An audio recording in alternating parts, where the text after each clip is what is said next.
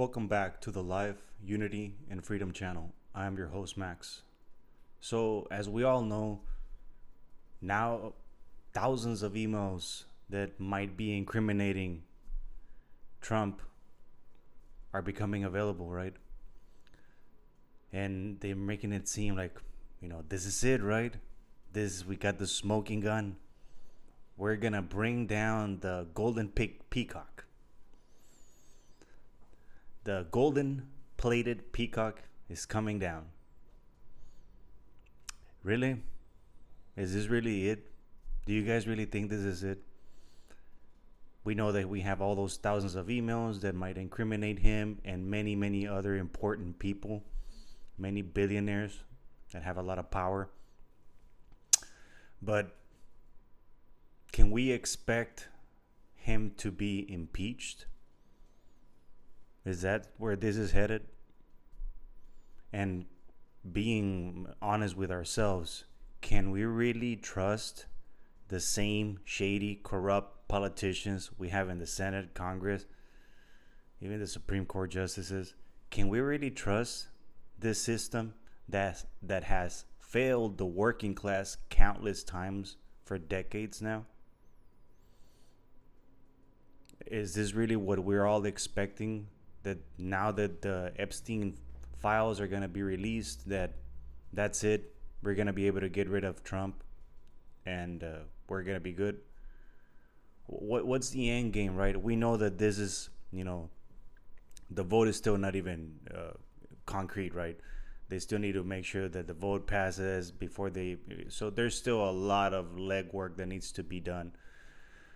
But are they pulling our strings? Like, is this all bullshit? Like a Mexican novela, I guess you can say, or a soap opera, and for the American audience, is this just a soap opera?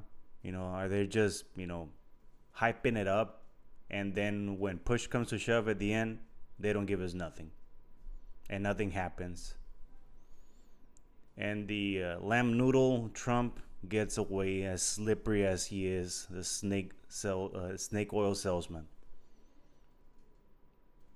Or can we really expect for those that's supposed to be representing us to actually take care of business, impeach Trump, and get him out of office? But then the next question, what then? Trump gets impeached. If that would happen, who's next? J.D. Vance. What do we really know about J.D. Vance other than he's like a extremely shady character too? And not to mention that who funded him and has been backing him forever is who people call the Antichrist, another psychopath, and Peter Thiel, a guy that has or started or co-founded or owns Palantir, which is a company that has a gigantic contract with the government. And that's how they're using more surveillance on us, working class individuals. So that guy has full control over J.D. Vance. In the case that Trump would get impeached and J.D. Vance becomes the president, we know for a fact that Peter Thiel is going to have, pretty much all the power in the country or in the world, because he is the backer of J.D. Vance. And a lot of people know this. And with his mindset and the things and the way he sees the world, Peter Thiel, we're in deep shit if that would happen too. So I mean, like, where does that leave us? For all of us, or for many, that have been pushing, we want justice for all these women, that the system failed them regarding Epstein and all those pieces of shit, that participated in this. They're supposed to be in jail for the rest of their lives. Like, what is it that we can expect? Because everybody's hyping it up. Oh, look, this email says this email says that. Okay, good. That's good. Incriminating information, but what's gonna come of that? What's really, really gonna come of that? Or can we just expect the same bullshit that always happens? Or even, and let's just say, for instance, that Trump would get impeached and Vance would become the president, and then come next election, the Democrats would win. Would we expect the same thing that happened before when Nixon got pardoned? Somebody would be pardoning Trump, or he actually would get charges pressed against him and he would actually serve time. Like really?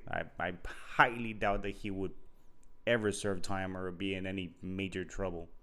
But again, we just need to wait and see, of course, right?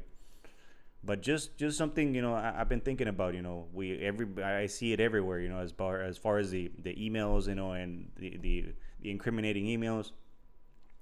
But I mean, we got to start seeing beyond that, because even if the vote passes and they release the files and they incriminate Trump or Elon Musk or Bill Gates or whoever went to the island, they're saying Bill Clinton and everybody, right? All the multi-millionaire oligarchs that been there. Like, are they really gonna come? They're gonna press charges on these people? Are there gonna be alibis because they knew what was going on there, as far as the trafficking of children? Is this really gonna be repercussions for these powerful men that seem untouchable? I mean, how many times have we seen a billionaire brought to justice and put in jail? Good question we might want to ask ourselves. So just something that I wanted to go ahead and share with you guys and see what you guys think. If you guys can please tell me what you think. Have you ever thought about this? Like, okay, we have this information that's going to potentially be released, but what's going to happen after that? What's the end game? I don't know. It's just, we always have to question. We have to question all this bullshit they're throwing at us. We have to question it. We cannot just accept it. We have to question, and we have to look beyond that as well. Because the shit show never ends. We all know that. But anyways, thank you so much for joining me on another episode of the Life, Unity, and Freedom channel. I'm your host, Max. I hope everybody stays safe. Have a good rest of your week. Peace to everybody. And until the next episode.